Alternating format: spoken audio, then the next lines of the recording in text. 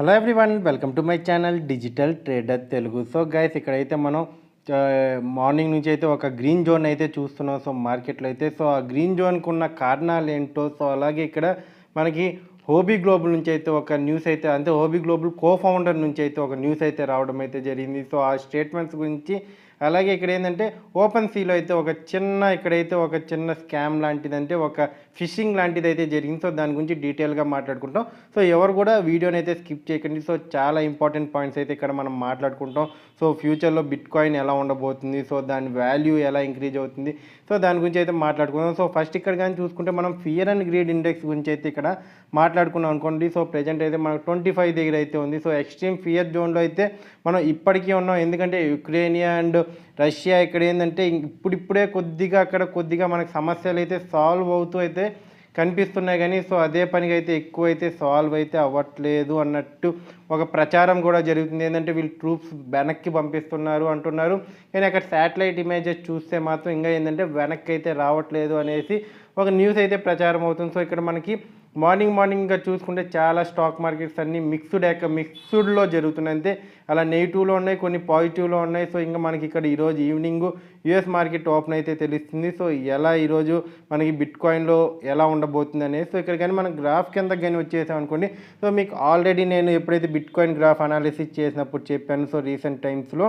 So మీరు last video కానీ చూస్తే ఇక్కడ ఏంటంటే మనకు 38,000 దగ్గర అయితే బయింగ్ జోన్ ఉంది. సో స్ట్రాంగ్ బయింగ్ జోన్ ఉంది. వన్స్ కానీ బిట్ కాయిన్ కానీ సో దాన్ని టచ్ అయింది అనుకోండి, సో ఇక్కడ నుంచి మనకు పంప్ అయ్యే ఛాన్స్ ఉంది. ఒకవేళ యుక్రెయినియా ఎక్కువ టెన్షన్ చేస్తే తప్పించి సో ఆ బయింగ్ జోన్ కూడా బ్రేక్ చేసి మన డౌన్కి వచ్చే ఛాన్సెస్ కూడా ఇక్కడ చాలా వరకు అయితే ఉన్నాయని నేనైతే ముందుగానే చెప్పాను. సో అలాగే ఇక్కడ ఏంటంటే మనకి 38,000కి టచ్ అవుతానే ఇక్కడ మళ్ళీ ఏంటంటే మార్కెట్ మనకు మార్నింగ్ నుంచి అయితే పంప్ అయితే అవడం అయితే జరిగింది. సో ప్రజెంట్ మన 39,000 దగ్గర అయితే ట్రేడ్ అయితే అవుతుంది.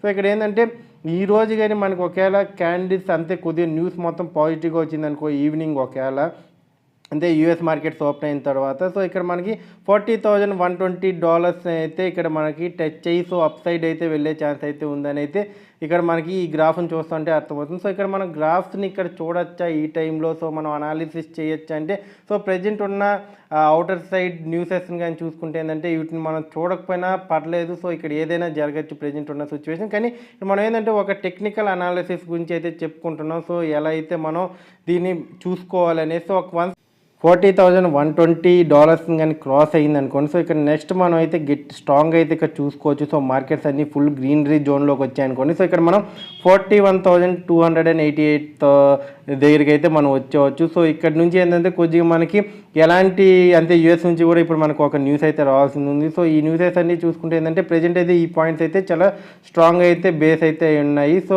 అవుట్ని చూసుకోవాలంటే ఇంపార్టెంట్గా అయితే చూసుకోవాలి, లేకపోతే ఏంటంటే ఇక్కడ మార్కెట్స్లో ఏ న్యూస్ జరిగినా సరే మనం డౌన్ఫాల్ అయితే ఖచ్చితంగా అయితే చూడొచ్చు. సో బ్యాడ్ న్యూసెస్ వచ్చాయనుకోండి. సో గుడ్ న్యూసెస్ వస్తే పర్లేదు.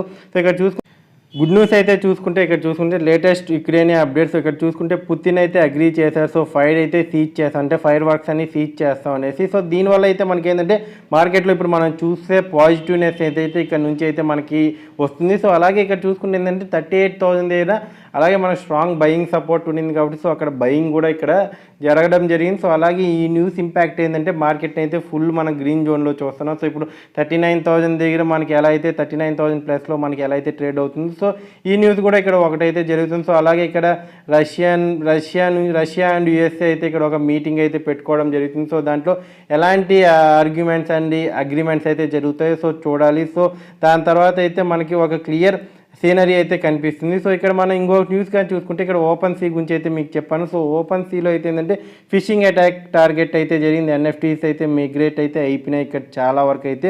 సో ఈ ఫిషింగ్ అటాక్ అంటే ఏంటి అని మీకు చాలామంది డౌట్ రావచ్చు. సో ఇది ఏమి లేదు ఏంటంటే ఇప్పుడు ఇక్కడ ఏంటంటే ఓపెన్సీ అయితే ఇక్కడ ఏం చేసిందంటే మేము ఇక్కడ ఒక చిన్న అప్డేట్ చేస్తున్నాం, సో మీకు ఒక మెయిల్ అయితే వస్తుంది అని అయితే వీళ్ళు ఒక అప్డేట్ అయితే ఇచ్చారు. సో దాన్ని ఏంటంటే కొంతమంది హ్యాకర్స్ ఏం చేసుకున్నారంటే దీన్ని ఒక ఆసరాగా తీసుకొని సో ఫిషింగ్ అటాక్ అంటే ఏం లేదు. సో ఇక్కడ అంటే ఓపెన్సీ లెక్క ఏంటంటే ఒక వెబ్సైట్ అయితే క్రియేట్ అయితే చేయడం అయితే జరిగింది. సో క్రియేట్ చేసేందంటే ఇది వీళ్ళు ఎలా అయితే ఓపెన్సీ వాళ్ళు మెయిల్ చేస్తారో సో అలా మెయిల్ చేశారు. సో ఈ లింక్ని క్లిక్ చేసి మీరు ఇలా చేంజ్ చేసుకోవాలి. సో పాస్పోర్ట్స్ అన్నీ ఇక్కడ మీరు ఎంటర్ చేయాలి అనేసి అయితే ఒక ఇది పెట్టారు. సో OpenSea నుంచి వచ్చింది కాబట్టి సో అందరూ బ్లైండ్లీ నమ్మేసి అయితే ఇక్కడ చాలామంది అయితే ఎంటర్ చేయడం వల్ల వీళ్ళు పాస్పోర్ట్స్ సంబంధించిన డీటెయిల్స్ అన్ని ఎంటర్ చేస్తాను వీళ్ళు ఏంటంటే డైరెక్ట్గా వీళ్ళు OpenSea వెబ్సైట్లోకి వచ్చేటట్టు చేసేస్తున్నారు. అంతే వచ్చిన తర్వాత ఏంటంటే వీళ్ళు ఆల్రెడీ ఎంటర్ అయిపోయింటారు కాబట్టి సో వీళ్ళు ఉన్నదంతా ఏంటంటే వీళ్ళు మనీని అంతా ఈజీగా అయితే ట్రాన్స్ఫర్ అయితే చేసుకోవడం అయితే జరిగింది ఇక్కడ.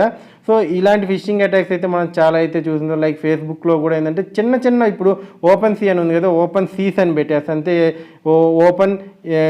సీస్ కాడ వచ్చి ఎస్ అని పెట్టేస్తా. సో ఇలా చాలా అయితే జరుగుతుంటాయి. సో మీరు ఎప్పుడైనా సరే ఏమైనా ఇలాంటి మెయిల్స్ వచ్చినప్పుడు ఖచ్చితంగా ఏంటంటే వెబ్సైట్ని అయితే చూడండి. సో నేమ్స్ అన్నీ కరెక్ట్గా ఉన్నాయా, కొన్ని .com దగ్గర వచ్చి సపరేట్గా అంటే .abcd.com అని కూడా పెడతారు. సో ఇక్కడ ఏంటంటే అవన్నీ చూసుకుని ఏంటంటే మీరు ఆల్రెడీ యూజ్ చేస్తుంటారు కాబట్టి సో క్రిప్టో కరెన్సీస్లో ఎప్పుడు కూడా సరే మీరు ఏ వెబ్సైట్ యూజ్ చేసినా సరే ఆ వెబ్సైట్ నేమ్ అనేది మీరు ఖచ్చితంగా దాంట్లో మినిమం సెన్స్తో అయినా మీరు ఏంటంటే మీ మైండ్లో అయితే పెట్టుకోవాలి. సో వన్స్ కానీ మీరు అవి పెట్టుకోకుండా ఇలాంటి ఫిషింగ్ అటాక్స్ కానీ మీరు టార్గెట్ అయ్యారనుకోండి సో మీ మనీ అనేది ఈజీగా ఏంటంటే మీ వ్యాలెట్స్ నుంచి అయితే వెళ్ళిపోతుంది. సో రీసెంట్గా అయితే మనం బైనాన్స్లో కూడా ఇలాంటి ఫిషింగ్ అటాక్స్ అయితే చూసాం. సో ఇలాంటి మెయిల్స్ వచ్చినప్పుడు ఏంటంటే మీరు దాదాపుగా అయితే ఒకటికి రియాక్ట్ అయితే కాకండి. సో పాస్వర్డ్ చేంజ్ అనేసి ఇలా చాలా అయితే వస్తూ ఉంటాయి. సో ఇప్పుడు OpenSeaలో దగ్గర చాలా మనీ అయితే చాలామంది అయితే పోగొట్టుకోవడం అయితే జరిగింది. సో ఇది బ్యాడ్ నేమ్ అనేది ఏంటంటే ఒక వెబ్సైట్కి అయితే ఖచ్చితంగా అయితే వస్తుంది. ఎందుకంటే వీళ్ళు చేయడం అయితే సరిపోతుంది కానీ మనీ పోగొట్టుకున్న వాళ్ళు ఏంటంటే ఇలాంటి OpenSea వాళ్ళనే కదా తిడతారు. సో మీరు ఇక్కడ తెచ్చిపెట్టారు. సో మీ జాగ్రత్తలు అయితే మీరు ఖచ్చితంగా అయితే ఉండండి. సో ఇలాంటి హ్యాకర్స్ కానీ స్కామర్స్ కానీ చాలామంది అయితే ఇక్కడ ఏంటంటే మనకి ఈ క్రిప్టో మార్కెట్లో కనిపిస్తూ ఉంటారు. సో బయట ఉన్న సోషల్ మీడియా నెట్వర్క్స్లో కూడా చాలామంది అయితే ఉంటారు. సో జాగ్రత్తగా అయితే ఉండాలి. నేను మీకు చాలాసార్లు అయితే చెప్పాను. సో ఇంకా ఇక్కడ చూసుకుంటే ఇక్కడ co-founder of crypto currency exchange హోబీ నుంచి అయితే ఇక్కడ ఒక co-founder అయితే ఉన్నారు కదా. సో ఆయన అయితే ఇక్కడ ఏం చెప్పారంటే next bitcoin bull run won't happen until the end of 2024 says top crypto exchange co-founder. So ఇక్కడ 2024 వరకు అయితే ఇక్కడ మనం నెక్స్ట్ బుల్ రన్ అయితే చూడలేము. సో ఈయనైతే కొన్ని ప్రిడిక్షన్స్తో అయితే ఇక్కడ చెప్పడం అయితే జరిగింది. సో హోబీ లాంటి ఒక పెద్ద ఎక్స్చేంజ్ నుంచి co-founder చెప్పడం అంటే ఇక్కడ ఒక పాయింట్ ఆఫ్ వ్యూలో అయితే మనం తీసుకోవచ్చు. కానీ ఇక్కడ ఈయన ఇంకోటి కూడా ఏం చెప్పారంటే సో దీన్ని మీరు పర్టికులర్గా తీసుకోవాల్సిన పని లేదు. సో ప్రజెంట్ ఉన్న డెవలప్మెంట్ని చూసుకుంటే ఇది ఈజీగా కూడా వెళ్ళచ్చు. సో దాంట్లో అయితే ఎలాంటి ఇబ్బంది అయితే లేదు. కానీ అంటే ఆయన అంచనా ప్రకారం అయితే చెప్పేది ఏంటంటే నెక్స్ట్ బిగ్ బుల్ రన్ అయితే మనం ఇక్కడ 2024లో అయితే చూడొచ్చు అని అయితే చెప్పాడు. అంటే ఈయన దేన్ని బేస్ చేసుకొని చెప్పాడంటే ఇక్కడ ఒక హ్యాల్వింగ్ అనేసి ఒకటి ఉంటుంది. సో దాన్ని బేస్ చేసుకొని అయితే చెప్పాడు. అయితే ఈ హ్యాల్వింగ్ అంతా అంటే ఒక డేటాబేస్ లెక్క అయితే వెళ్తూ ఉంటుంది. సో ఈ పలాన్ ప్లేస్లో ఏంటంటే పంప్ అవుతుంది అనేసి అయితే కొన్ని టెక్నికల్ అనాలిసిస్ ఉంటాయి కదా. సో ఆ హ్యాల్వింగ్ ప్రకారం అయితే ఇక్కడ ఈయన తీసుకొని అయితే చెప్పడం అయితే జరిగింది. సో మీరు దీన్ని తీసుకొని మీరు 2024 వరకు హోల్డ్ చేసిన ఇబ్బంది అయితే లేదు. సో ఇక్కడ చాలా డెవలప్మెంట్స్ అయితే రోజు అయితే జరుగుతూనే ఉన్నాయి. సో ఇక్కడ హోబీ లాంటి ఒక పెద్ద ఎక్స్చేంజ్ నుంచి వర్క్ చేసిన co-founder చెప్పడం అనేది అయితే చాలా వరకు అయితే ఇక్కడ మనం మెయిన్గా అయితే పాయింట్ ఆఫ్ వ్యూ అయితే చేయొచ్చు. సో అంతేగాని ఇక్కడ సో దీన్ని ఇది కూడా చెప్పాడు. సో ఇక్కడ ఇది కంపల్సరీ జరగాలని అయితే రూల్ లేదు కానీ సో ఈ మిడిల్లో కూడా పంప్ అయితే అవ్వచ్చు. సో ఈ ఆల్వింగ్ ఎఫెక్ట్ అనేది ఉంటుంది చూడండి.